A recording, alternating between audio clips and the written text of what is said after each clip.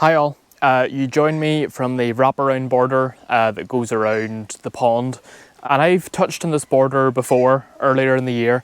I think it was kind of late April or very early May. I can't remember exactly when I covered this previously, and I've been quite bad with video content this year, and I really need to get back onto it because I really wanted to document this border and every kind of process through it, but I'm quite aware now there's going to be a big leap in time between my last video and this one.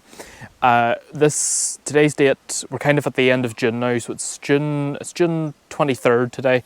Still about a week to go with June yet, but you can see, if you do decide to watch my previous video on this border, if you scroll back, there's been a humongous leap in colour, a humongous leap in growth. I suppose it's kind of like in full swing. So June I still class as very late spring, but obviously we are quite close to July now, and it has been quite hot for a considerable period of time. As I always mention, this border is all south facing and it gets scorched. Now today is really dull, it's really overcast. You can probably tell by the movement of the flowers that there's quite a breeze in the air. I think rain is on the way this weekend and it is due to be quite heavy, which absolutely I have no issue with. It rained last night as well and that was quite heavy, which was good.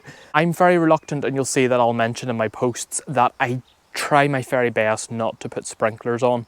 A couple of reasons for that. Obviously water sustainability. This house currently isn't actually accessed to mains water, so we are quite conscious then. It makes us more aware of what water we are using, because we have to be more conscious then of that because we don't have access to mains water. And also, just generally speaking, I try my very best not to mollycoddle the plants. I have rigorously been going through this and thinking to myself, you know, this area here, for example, closer up to the camera is kind of sort of semi-shade or dappled shade, but as it moves further around, that's where it's in full intense sun. I normally mention about the beech hedge behind as well, because that really pulls out a lot of moisture out of the ground. That's a very hungry, thirsty hedge, that, so it's pulling the moisture out of the ground, but the soil is very good. We are blessed here with good soil, but we're also blessed with good drainage.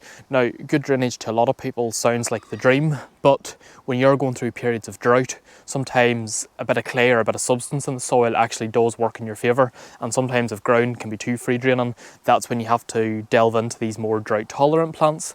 And you'll see kind of as we go around, and I'll do some close-ups of these, things like these lovely salvias, very good for drought tolerance. The sedum here down at the front, again, that's kind of going to be your later autumnal colour, sort of around about October time, but very good for drought. Again, there's a clump of anemones here behind this log, which again isn't in flower now, but that does come into flower later in the season. And then things like the stippas and the nepeta and the lamb's ears, all quite close to the front here, right on the rock edge. And remember, that rock will retain a lot of heat through the day and radiate it back out at night time. A good tip, if you do have rocks in your garden, is planting white flowers close to rocks. It sounds daft, but white flowers can still have a tendency to move at night with residual heat from rocks, which is a good tip if you're planning like a Mediterranean style garden, because that way you can get a bit more movement, believe it or not, with plants. I don't know why specifically white, I just know that is a recurrent factor with some white flora. Some good news and some bad news about this border. So the last time I covered on the video, I had left in a very small clump of what was left of this Senecio. I was absolutely convinced that the frosts of December 2022 had blitzed it.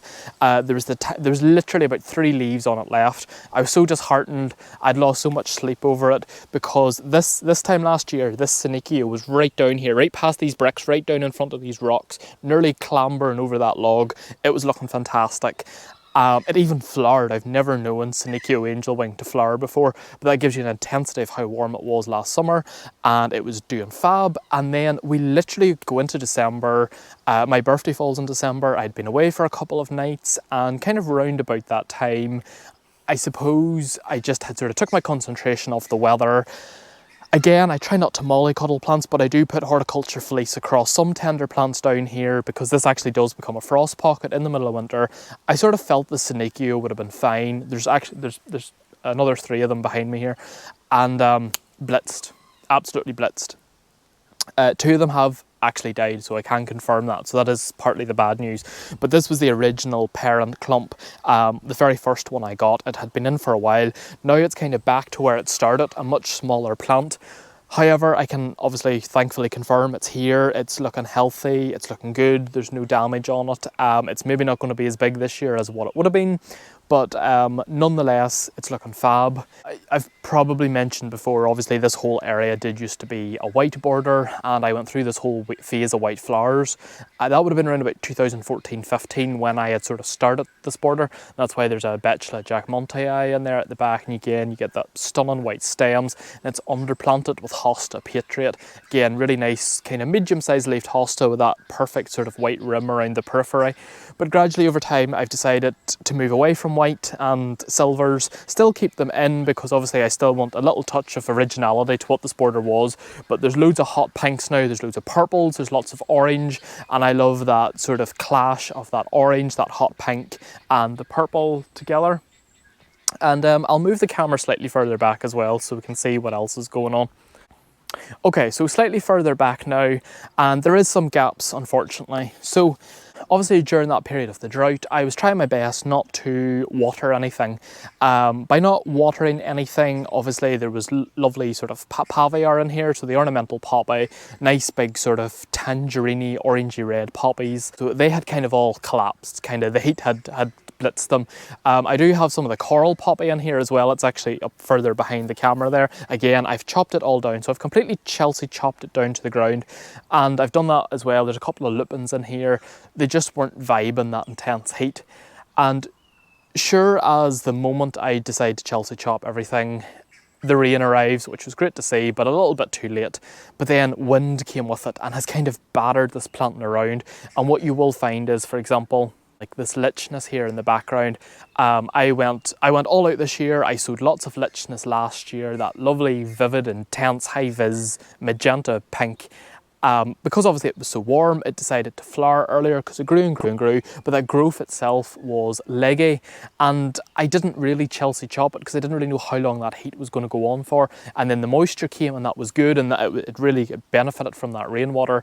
But you know, the winds have come in now, and I do sort of sit in a wind tunnel, and now it's kind of battered that softer growth which hasn't had a chance to harden. And if the moisture had came and the wind hadn't came, you know, it probably would have balanced itself out, and they would have been a bit more upright. And that's probably another key point here is I don't stake anything. I never stake anything. I really hate mollycoddling plants.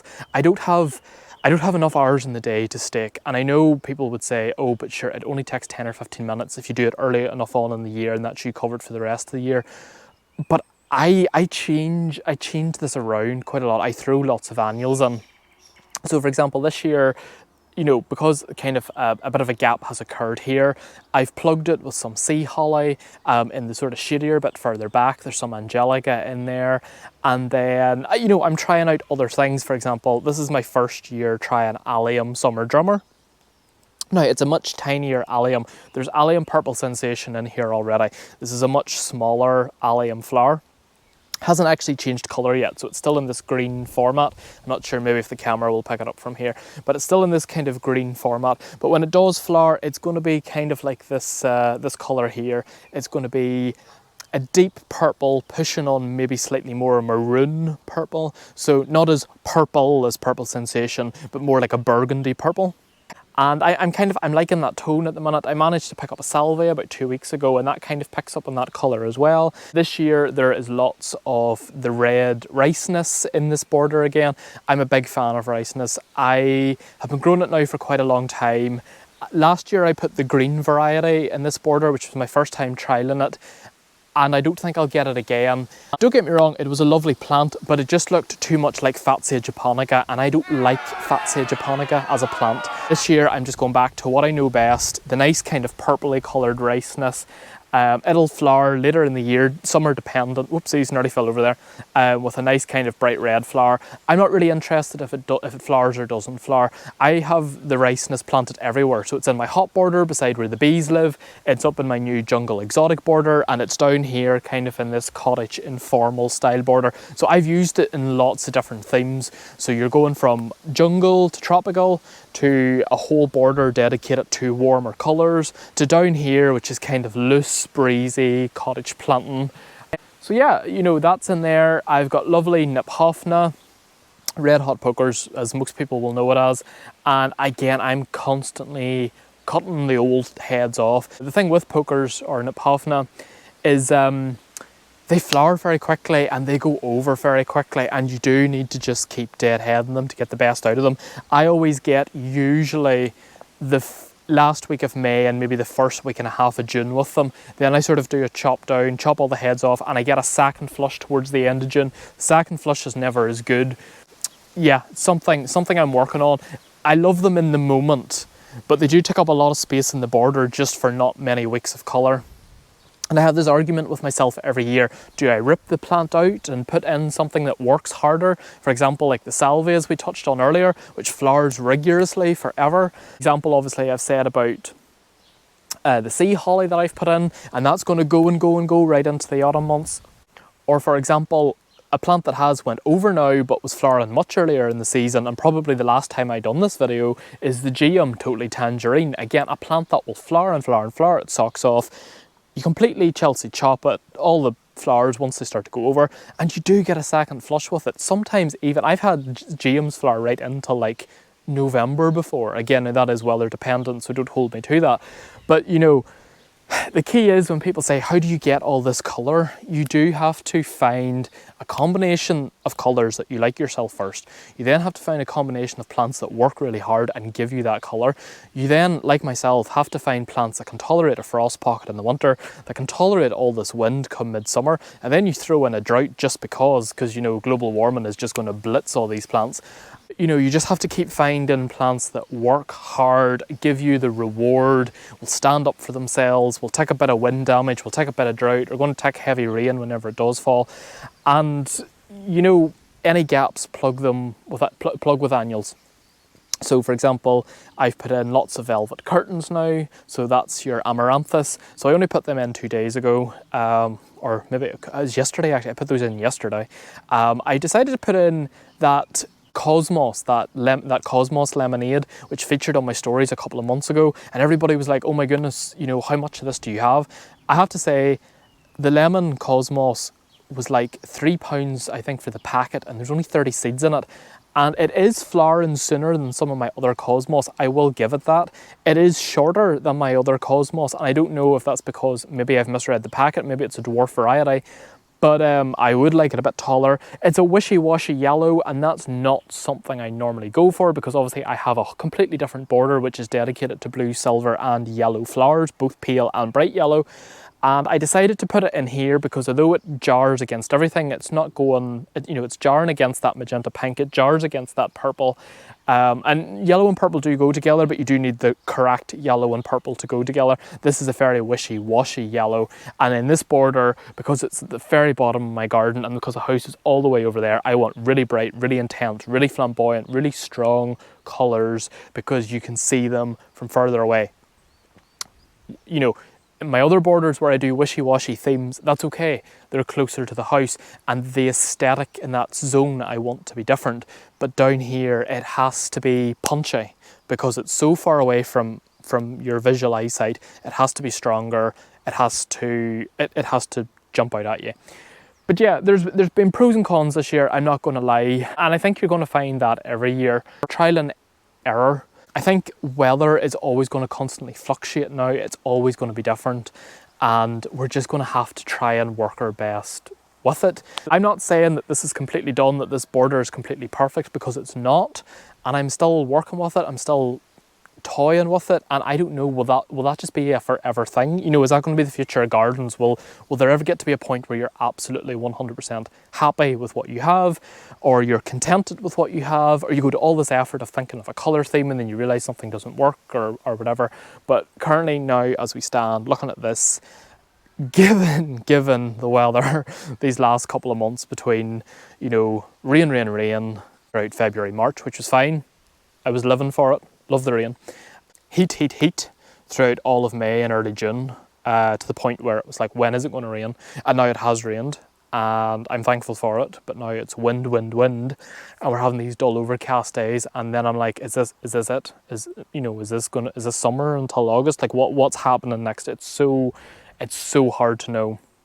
So hard to know. Very difficult to, from a growing point of view, because obviously I grow all my own plants, with the exception to the odd thing that I will buy occasionally, like that salvia I mentioned earlier.